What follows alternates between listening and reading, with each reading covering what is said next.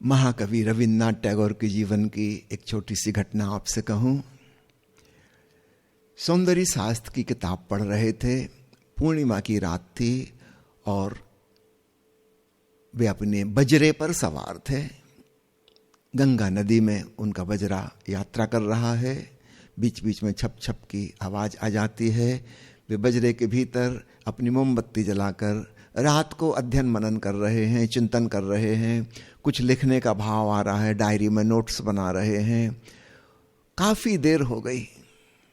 सौंदर्य शास्त्र का ग्रंथ पढ़ते पढ़ते कोई मध्य रात्रि आ गई और तब उनको लगा कि मैं बहुत थक गया हूं, अब आंखें विश्राम चाहती हैं और नींद घेरने लगी है।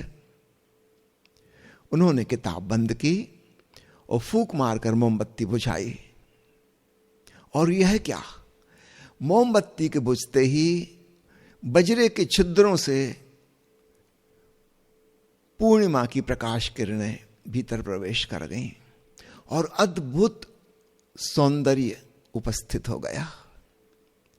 बजरे में छोटे छोटे छेद होते हैं।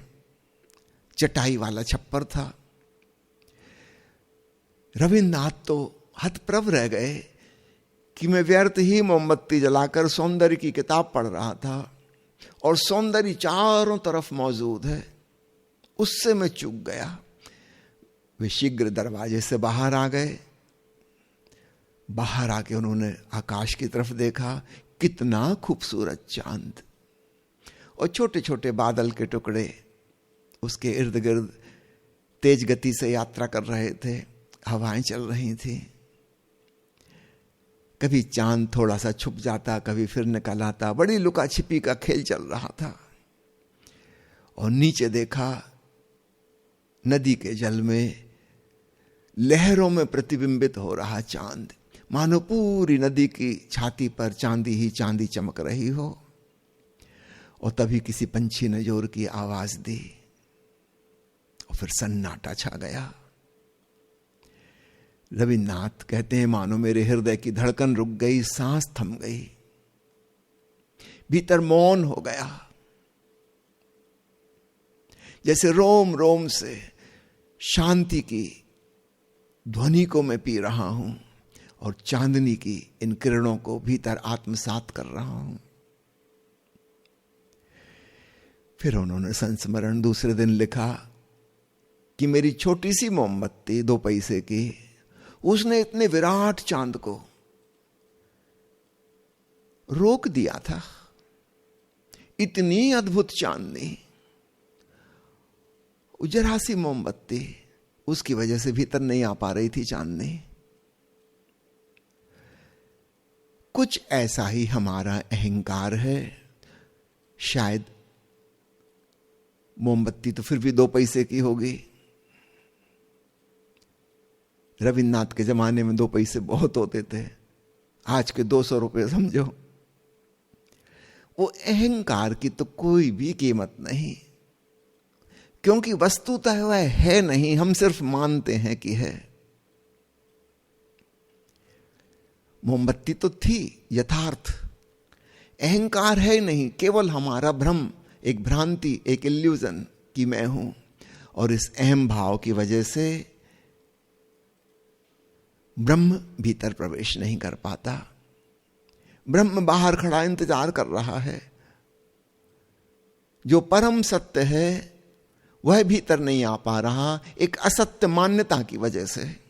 ये स्थिति बड़ी हास्यास्पद है, चुटकुले जैसी है। जो नहीं है उसने उसे रोक लिया जो वास्तव में है। अहम ने ब्रह्म को रोक लिया। जो नहीं होना चाहिए था वो हो गया। चमत्कार हो रहा है। काश हम इस अहंकार की मोमबत्ती को फूंक मार दें,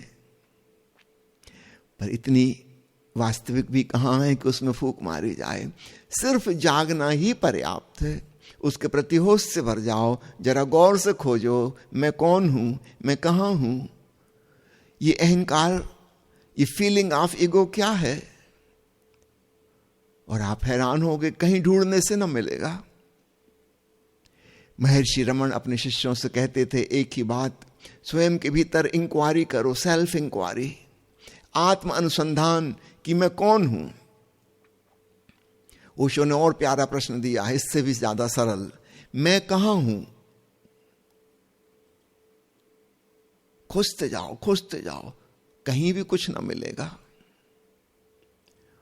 और अचानक तुम पाओगे उस शून्य में पूर्ण अवतरित हो गया। पूर्णिमा का चांद परमात्मा उतर आया कहना भी ठीक नहीं, वो सदा से वहां मौजूद था। हमारे एक भ्रांत सपने की वजह से हमारी आंखें आच्छादित हो गई थी और हम परम सत्य को नहीं देख पा रहे थे।